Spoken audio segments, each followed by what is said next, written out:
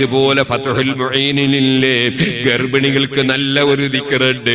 ലാ ഇലാഹ ഇല്ലല്ലാഹുൽ അദീമുൽ ഹലീം, ലാ ഇലാഹ ഇല്ലല്ലാഹു റബ്ബുൽ അർശിൽ അദീം, ലാ ഇലാഹ ഇല്ലല്ലാഹു റബ്ബുസ് സമാവാതി വറബ്ബുൽ അർളി വറബ്ബുൽ അർശിൽ കരീം. ഇതിന്റെ പേര് ദുആഉൽ കർബ് എന്നാണ്.